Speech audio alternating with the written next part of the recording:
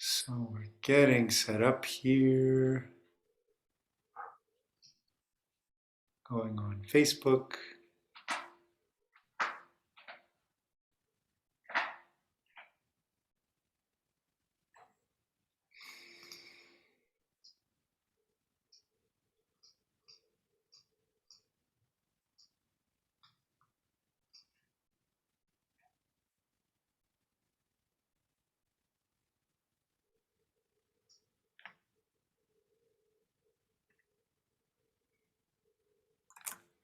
Okay, so welcome everybody to our weekly town hall meeting.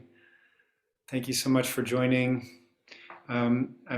Before we begin, I'm just going to make a couple announcements about some upcoming sessions we have with Lama. I just posted it in the chat.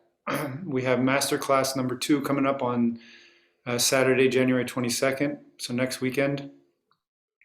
And the title of it is Lama Tales, My Zogchen Masters and Meditation Teachers. And then we also have a Ask the Lama Q&A coming up on Saturday, February 5th from 11 to 12:30 Eastern. And that's on how to have faith and trust amidst frightening times, practicing the paramitas. And the Ask the Lama session in particular, it's usually a pretty small group, and it really is a great opportunity to get your questions answered with Lama and have a special moment with him. So without further ado, I'd like to introduce Kelley, who will be teaching us today in Lama's place, and very grateful that you're stepping up, Kelley. So thank you, Ben. Thank you so much. Good morning, everyone, or good afternoon, depending on where you are. Ben's in Berlin, so it's evening where he is. I'll apologize in advance. I'm not going to move, but I realize the sun is going to move and probably wipe me out. So it's all right. More reason to focus on yourselves. So as Ben said, I'm Kelley Amadie. A long time, you've probably seen me here before. A long time student of Lama Surya's. And today I'm going to share a little bit of my practice with you through the Zogchen and lens and through Lama's lens, with a little bit of Trungpa mixed in there, I think. So let's begin.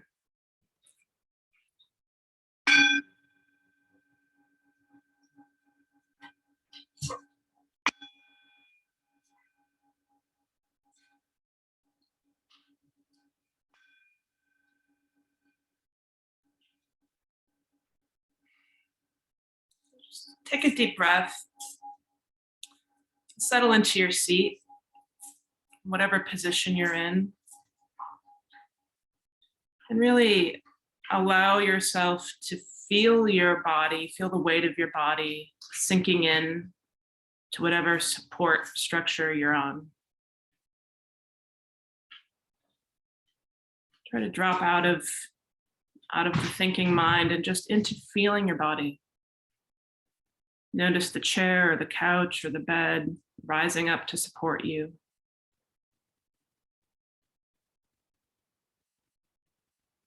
Notice the feeling of even when we feel like we're alone, like, we have to sit by ourselves. We have to sit up on our own.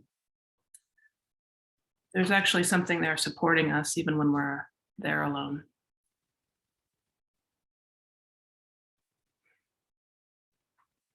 And at your own pace, just take some slow, deep breaths.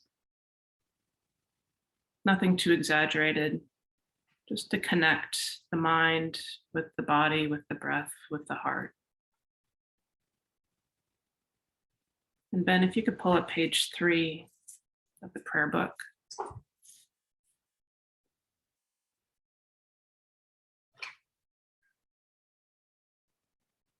going to start with taking refuge this morning. And I take refuge every morning on my own. Sometimes it's while I'm making my coffee. Sometimes it's in a full formal sitting. I like beginning with refuge because it's a re-reminder of what I'm here to do. And it's a re-reminder of surrendering to the moment, surrendering to the day, surrendering to myself. We're going to do the Pali Refuge, and you can chant along if you like. We're going to do it twice in Pali and once in English. Namo tassa bhagavato arahato sama sambuddhassa.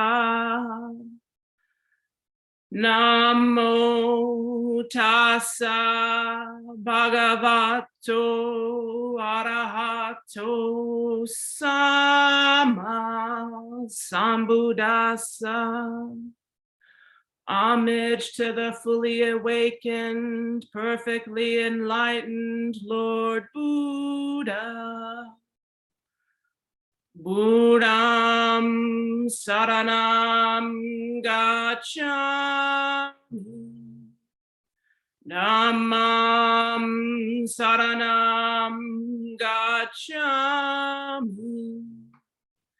Sangham saranam gacchami. Buddham saranam gacchami. Dhammam saranam gacchami. Sangham saranam gacchami. I take refuge in the enlightened Buddha. I take refuge in the sublime Dharma teaching. I take refuge in the noble Sangha community. From now until reaching perfect Buddhahood, for the benefit of all sentient beings without exception, I shall practice the 6 perfections wholeheartedly day and night. Sentient beings are numberless. We vow to liberate them. Delusions are inexhaustible. We vow to transcend them. Dharma teachings are boundless. We vow to realize them. The Buddha's enlightened way is unsurpassable. We vow to embody it.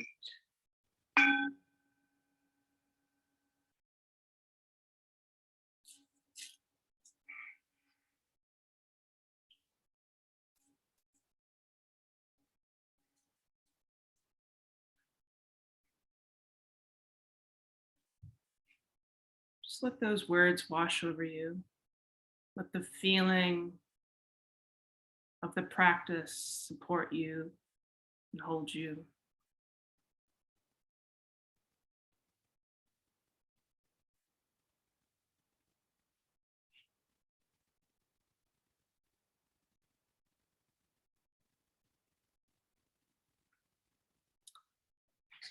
You'll notice even in refuge prayer that there's a lot of the word perfection is in existence in many of the texts. I mean, even Zogchen is the natural great perfection. And it can be a really dangerous word to attach you to if it's misunderstood. And so for those of you who may be like me and have been a lifelong path of seeking perfection, can really bite you, can really undermine you. And even in the practice of meditation, I find myself, even after 22 years, coming back again and again to a deeper understanding of what meditation is. Meditation is not perfection. Meditation is not no thought. Meditation is not no feeling. And so on this path to perfection, as we sit and as we look for stillness, we can find ourselves getting caught in trying to do it right. We get caught in the attraction of doing it right and the aversion of doing it wrong.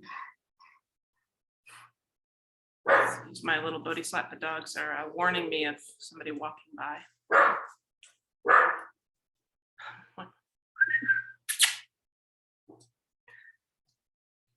And so today I really want us to focus on this path, and whether the spiritual path of being human. And right now, being human is not an easy task. It's been a long, long road. It's been a long road through the last 2.5, almost 3 years now. And for many of us, it's just been a long road of life. And what I want to play around with a little bit today is, how do we work with meditation? How do we work with the bodhisattva path in the face of imperfection, in the face of doing the best we can with what we have, in the face of finding some tenderness for ourselves? The bodhisattva path is the path of awakening, living a life of love and compassion in order to awaken all beings. And often what we forget is that begins with ourselves. It begins with ourselves. We can't start this path or continue this path, or sometimes you'll find yourself far down this path and then realize you've forgotten yourself again. We've forgotten to hold ourselves in warmth and tenderness. We've forgotten to hold ourselves in forgiveness, in gentleness, in love. And so I want to just take a minute or a few minutes to talk about how do we use our practice, not as a way to bypass feeling, but as a way to connect with feeling, and connect with feeling and love and tenderness and forgiveness for ourselves. I know a lot of us are really struggling right now, whether that's in moments throughout the day or it's, weeks at a time. We're isolated, we're alone, people around us are sick. There's a lot of suffering. And then we think about the Buddhist path as, you see the Dalai Lama laughing and giggling and joyful. And we think, or I think, I'll speak for myself, I'm supposed to be that. I'm supposed to be light and joyful. I'm supposed to use my practice to find happiness. And if I was doing it right, I'd be happy, I'd be light, I'd be free. And what we miss along the way, or what I've missed along the way, is the Dalai Lama isn't joyful and happy because he's bypassing feelings, because he's bypassing suffering, because he doesn't see it as separate. The full human experience is the bodhisattva path. So while we are conditioned to seek joy and happiness and lightness and ease, the inverse of that is we try to avoid difficulty and pain and suffering. And it's in the avoidance that we actually cause ourselves more pain. And it's in the judgment then, it's a deep, dark rabbit hole that we can go down. Then it's in the judgment of that we're even trying to avoid those feelings.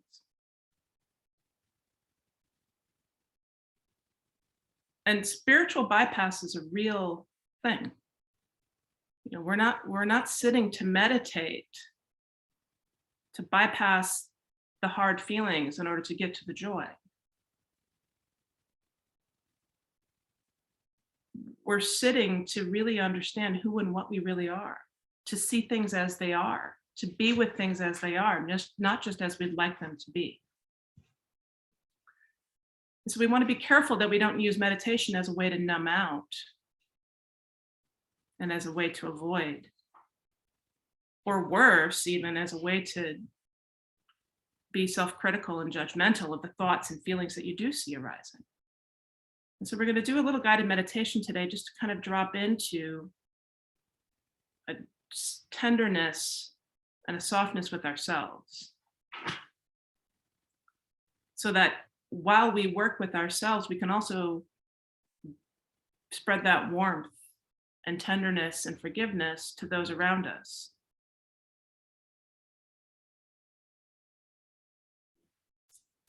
You know, these feelings, they're not going anywhere, so we might as well work with them.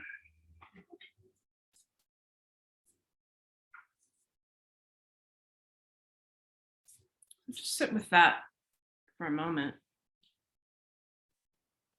And just notice what comes up for you as you hear these words, as you hear these opinions of mine, based on my investigation and my experience with the teachings. Decide what works for you and what doesn't.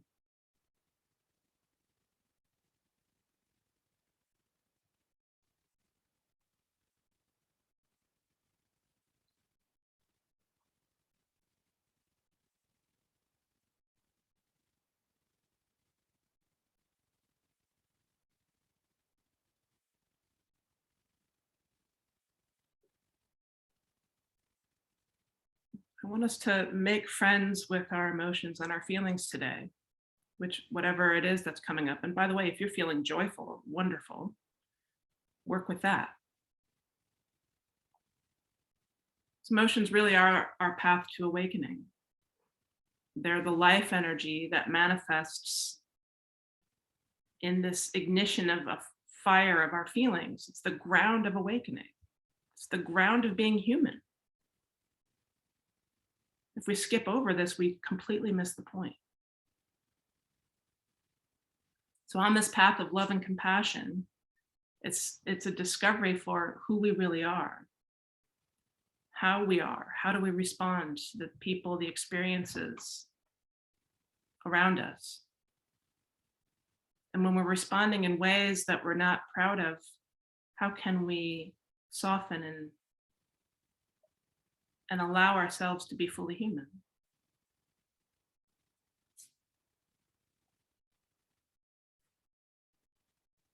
And it takes courage and it takes tenderness to transform our way of being, to transform our way of understanding ourselves, to see the ways in which we've been conditioned just by being on the planet. You can't avoid it. If you have parents, raise your hand. You've been conditioned. If you have family, you've been conditioned. If you've gone to school, you've been conditioned. Even if you live in a hut on the top of a mountain, you've been conditioned to being alone. So let's not make that wrong. Let's just look at it. Let's investigate it. Let's get curious.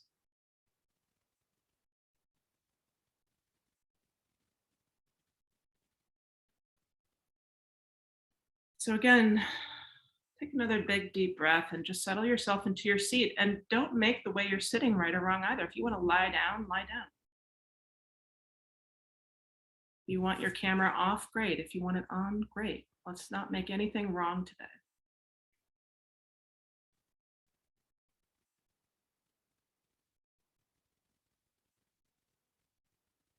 And through a lens of compassion and tenderness,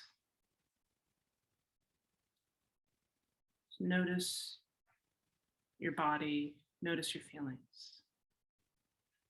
notice your aches and pains.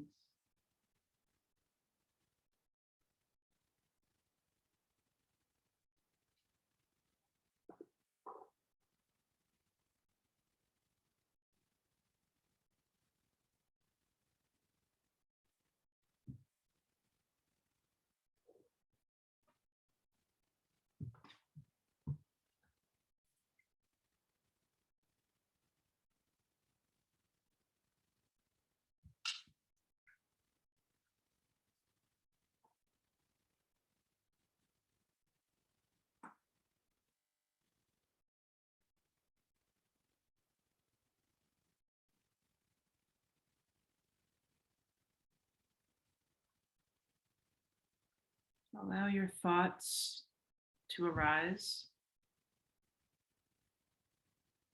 Allow your feelings to arise. Suppressing them only makes it worse. Just witness and observe them. Witness and observe them coming up.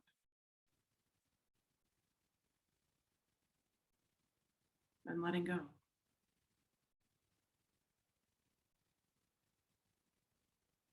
Some might stick around longer than others.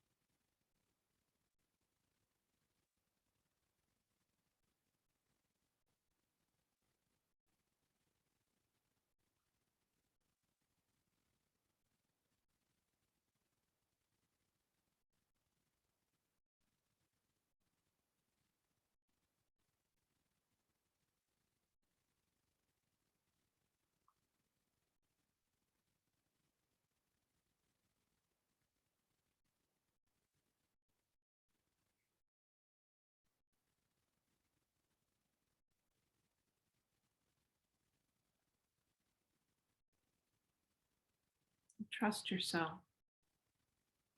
Trust yourself to open to yourself. Trust your mind. Trust your heart.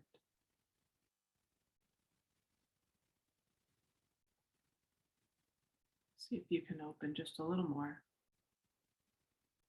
to you.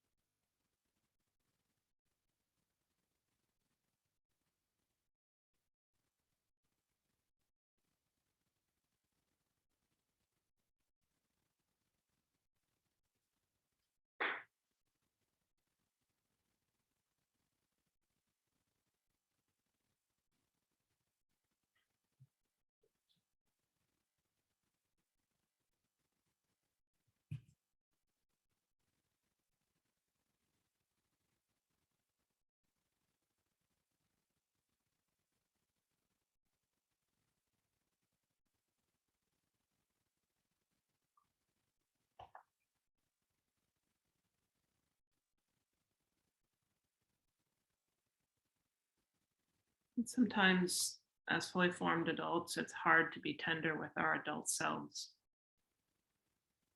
I do a little practice of connecting to the little one inside of us. I want you to imagine yourself at 2 years old, or some age around there as a toddler.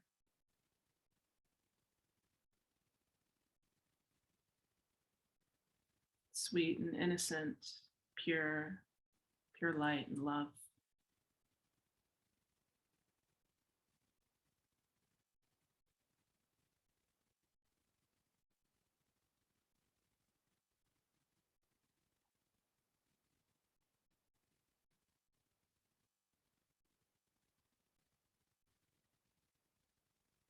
And allow that little 2-year-old to climb onto your lap.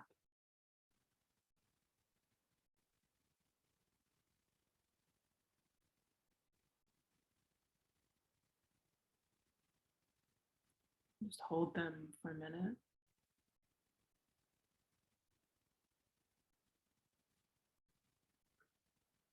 Noticing the eyes at which you look upon your small self, the tenderness and the love.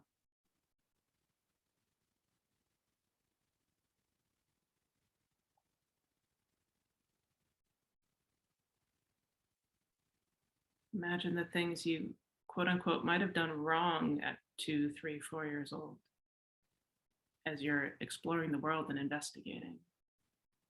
Imagine something you might have gotten in trouble for. Maybe it was putting something in your mouth you shouldn't have, or refusing to go to bed.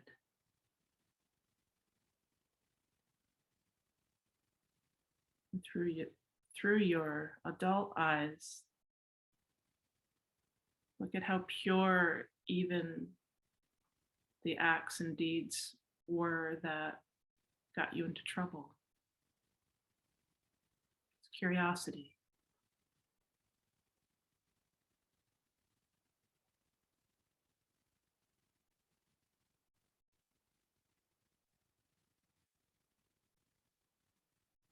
Now imagine yourself as somewhere between 10 and 12. Not quite so little, but still innocent.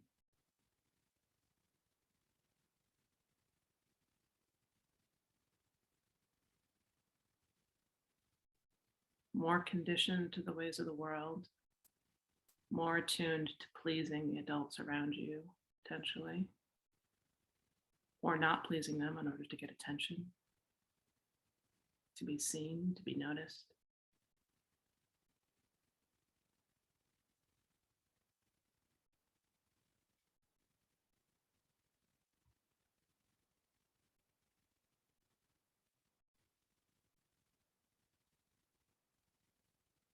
Just see if you can get in touch with all the things that you judged yourself for at that age that you felt shame about. You got a bad grade on a test, or maybe you hit your brother or sister. Maybe you forgot something at home that you needed at school. Maybe you talked back to your parents. Just notice what story you had about yourself then.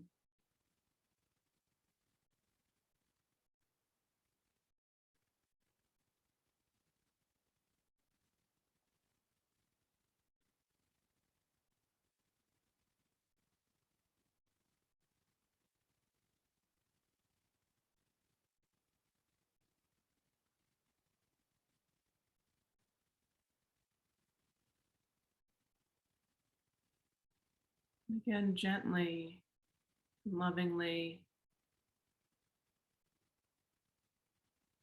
forgive yourself for being fully human. Forgive yourself for trying to figure out how to be safe in the world, how to be seen, how to be loved.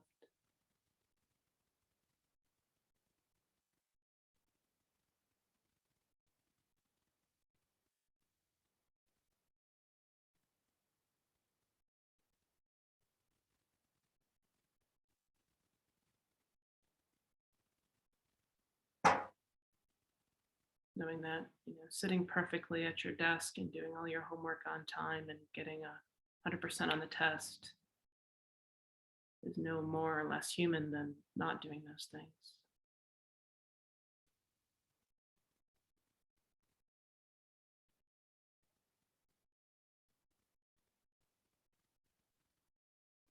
And if you can, hold yourself at that age, give yourself a hug. Let yourself know that everything's going to be okay.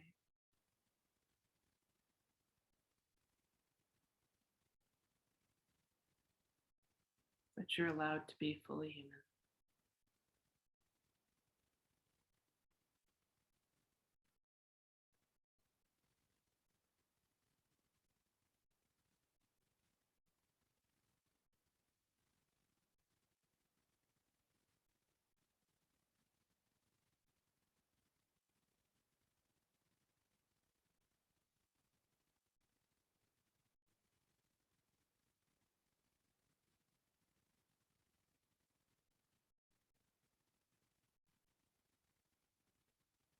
Now imagine yourself at 16 or 17.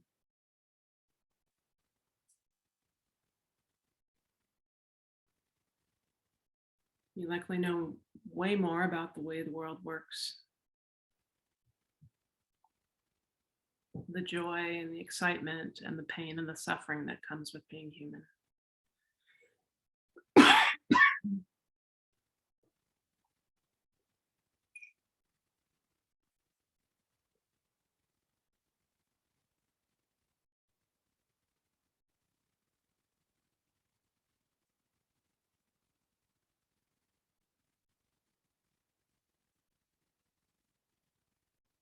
And all the ways in which you were hard on yourself at that time, all the ways in which you tried to do the right thing and maybe didn't.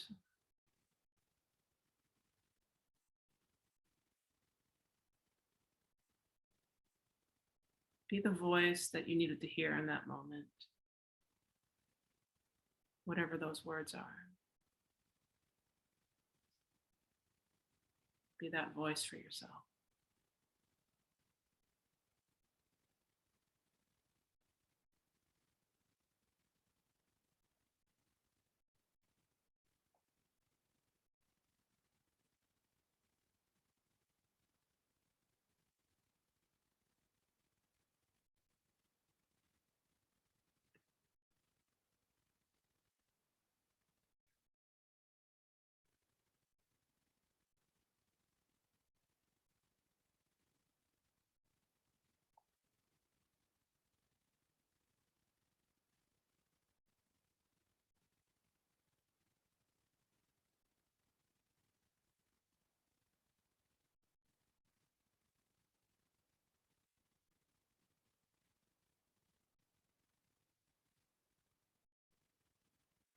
And at your own pace, if this is working for you, you can continue to do this, choosing moments in time that you needed somebody to hold you and love you and say the right thing so that you knew that you were okay. Pick those moments and be that voice for you.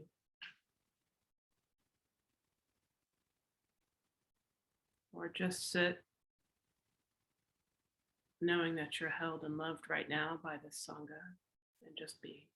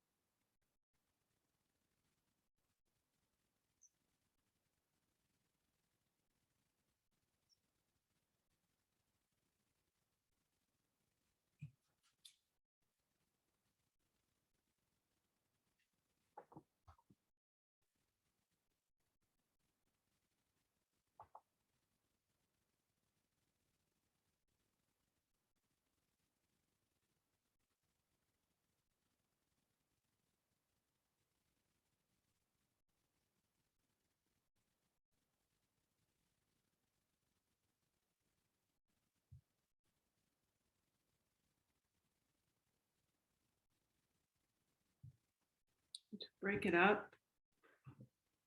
Gently but quickly open your eyes and look up and down 5 or 6 times. And then look side to side quickly.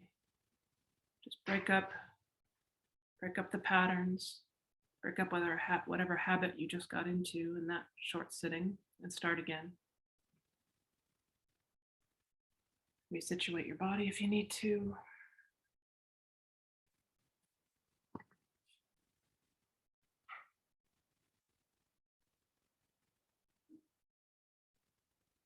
Begin again.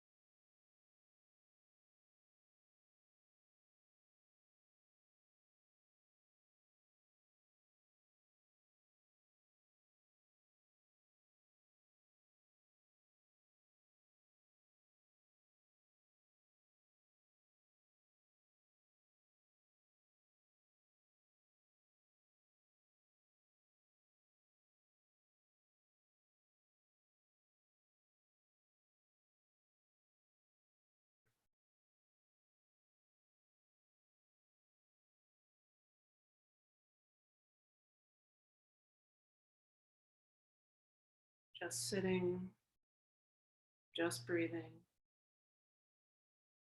just being. Nothing else to do. Just allowing whatever is coming up for you.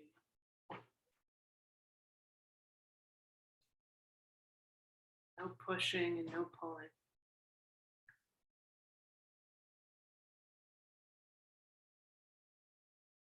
Continue to expand the softness and the tenderness. Unclenching your fists, relaxing your toes.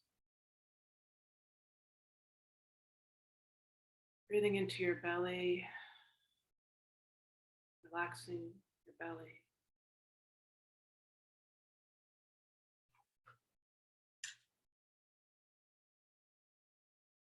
Breathing into your lower back.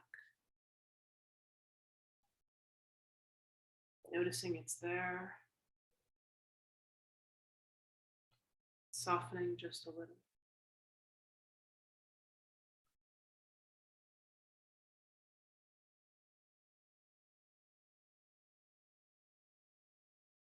Relaxing your jaw. Anywhere that you're holding. Relaxing your tongue.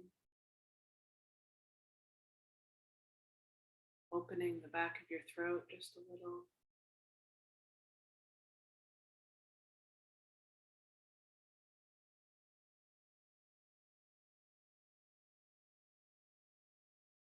Breathing into the front of your heart. Opening and expanding.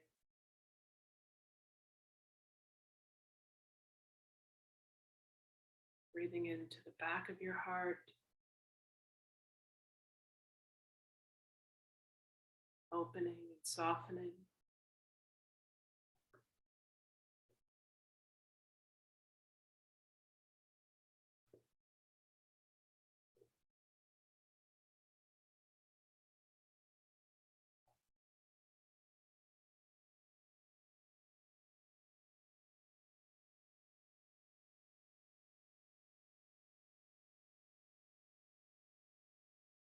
Remembering who you are in your innate perfection.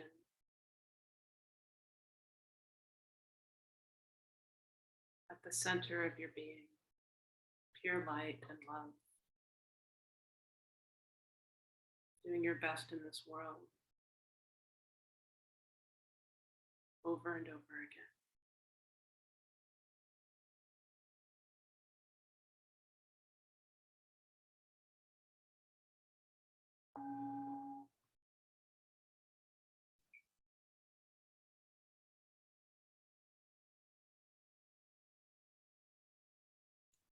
And if you could turn to page 11 in the chant book, and anyone has any sharing they want to do or any questions, feel free to put that in the chat.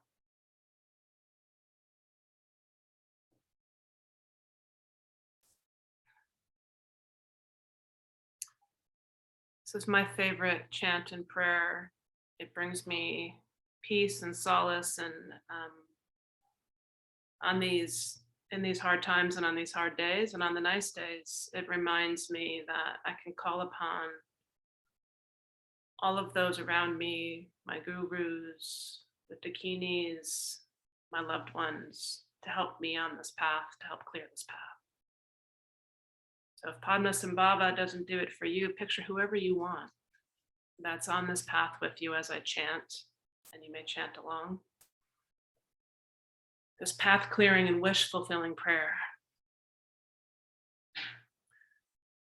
Nusum Sanjay Guru Rinpoche Nudu Kunda Dewa Chen Poja Marche Kunsel Dudu Draposel Sowadep Jingi lap tu so Chinang sang wei Barche jiwada Sampaji Rupar Jinjilo Nusum Sanjay Guru Rinpoche Nuju Kunda Dewa Chen Koja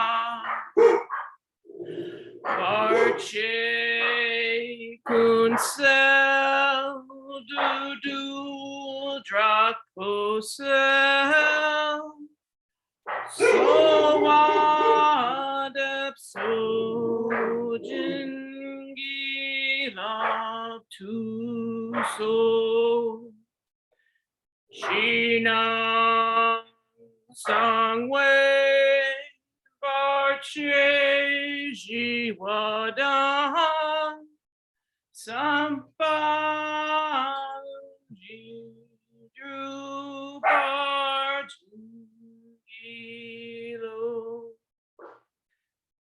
Precious guide, one with all the Buddhas of the three times, blissful presence and source of all spiritual accomplishments, fierce destroyer of illusion who dispels every obstruction, we pray to you for blessing, inspiration, and realization. Please remove all outer, inner, and secret obstacles and spontaneously fulfill our aspirations.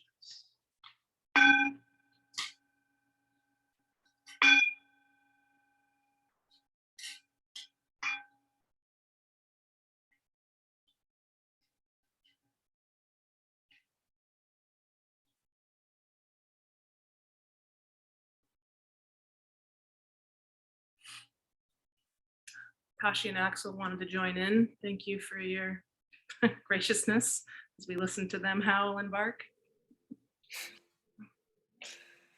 Thanks, Kelley. So we do have one question, and I think there's I don't know if there's enough time. It's a good one, but question is, what is then meant by perfectionism in these texts? Might be beyond my pay grade, but let's sit with that for a second. And you have 7 minutes. Yeah.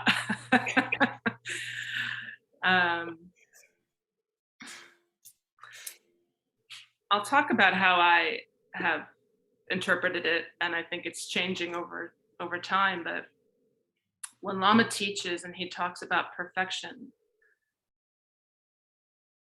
I look at it from like a 1,000,000-foot view, which is things as they are already perfect.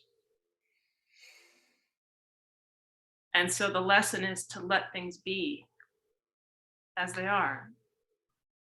So to the extent that I get in my own way is when I'm trying to control or change myself, or worse, somebody around me, to control or change the situation. And so to the extent that I can surrender to the path, surrender to what is happening, and that doesn't mean without compassionate action. And so the flip side of surrender, it isn't just sit back and watch things happen.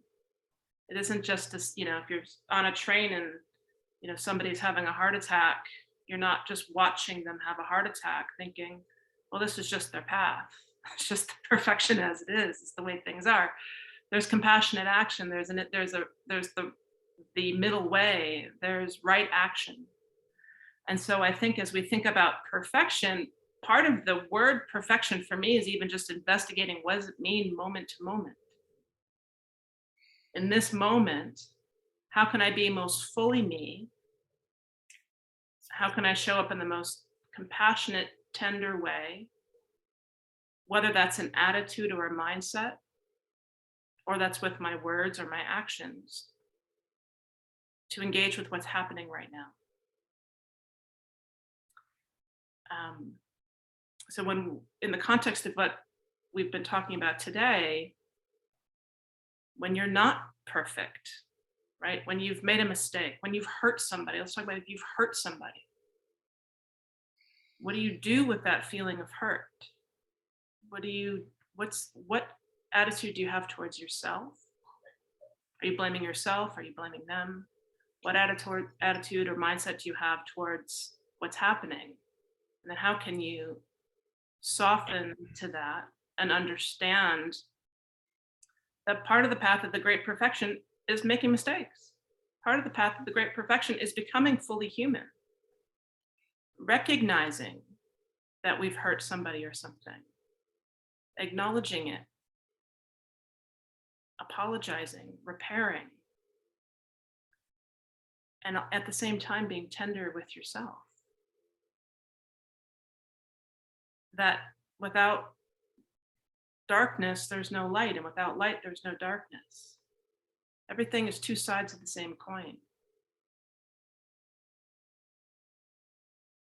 So allowing things to be as they are to the extent that you can from where you are. And we're all in different places. I don't know if we could have a full day discussion about this, but that's what I can comment on from my seat right now.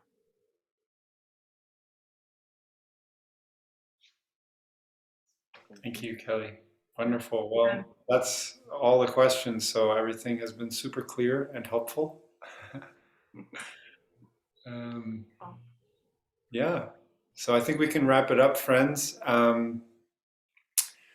Please consider becoming a member of the Zogchen Foundation or making a donation. We are a members, donation-based and member-driven organization. Everything is offered, well, the town hall is offered freely every week. And please consider joining us again for some of our upcoming events.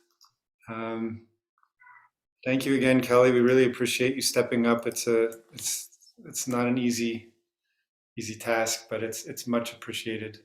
And thank you all so much for joining. See you next week. Have a wonderful week, everybody. Thank you all. Have a wonderful week. Thank you, Ben. Thank you.